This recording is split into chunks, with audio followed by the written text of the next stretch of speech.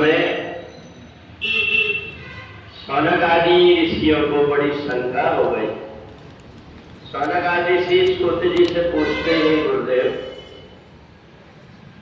हमने ऐसा सुना है कि वृंदा एक राक्षस की पत्नी थी, परंतु भगवान शालिग्राम का उनके साथ में विवाह क्यों किया जाता है?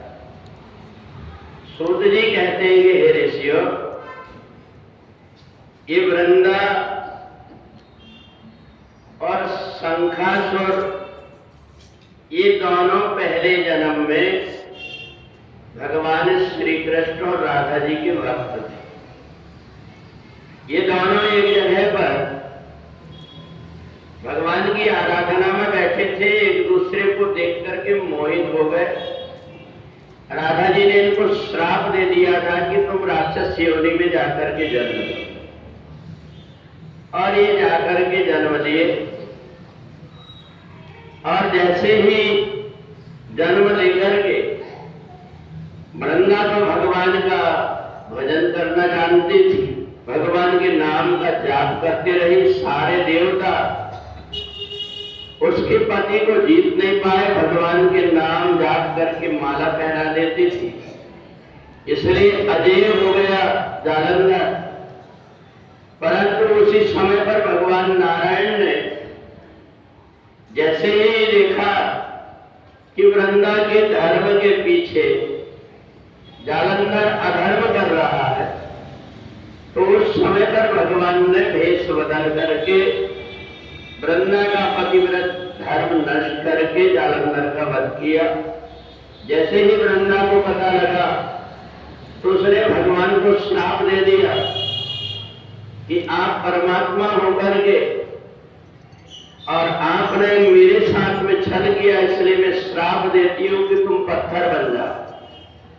लक्ष्मी जी को बड़ा क्रोध आया, लक्ष्मी जी ने भी क्रोधित होकर के वृंदा को श्राप दे दिया, तूने मेरे पति को जो धर्म की स्थापना के लिए अवतार लेते श्राप दिया है, इसलिए मैं भी श्राप देती हूं कि तू लकड़ी बन जा। दोनों एक दूसरे को श्राप दे रहे थे, उतने में नारद जी आ गए।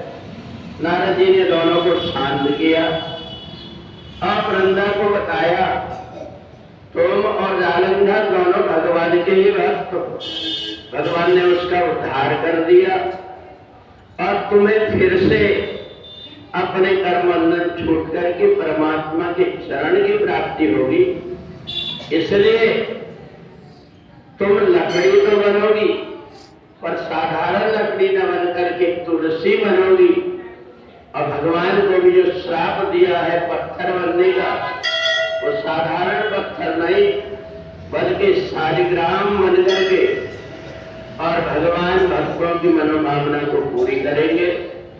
तो इसलिए भगवान और वृंदा जो शालिग्राम और तुलसी के रूप में जिनने भक्तों के लिए अवतार लिया है, तो और भगवान शालिग्राम का तुलसा के साथ में कार्तिक मास के शुक्ल पक्ष की एकादशी के दिन उनका पूजन किया जाता है।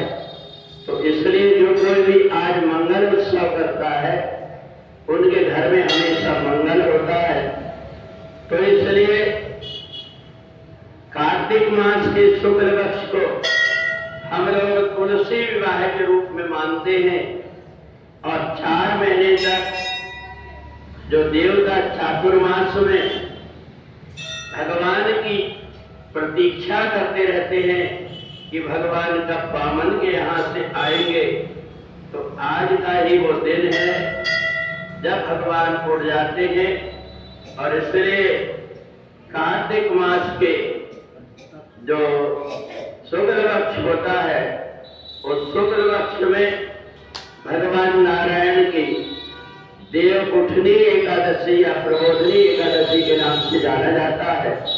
जो कोई भी एकादशी के दिन भगवान नारायण का पूजन करता है, भगवान की आराधना भजन करता है, कई गुना पुण्य उसको प्राप्त होता है। और आज से चातुर्मास व्रत समापन किया जाता है, और इसलिए जो भी 4 महीने तक हम व्रत का संकल्प लेते हैं।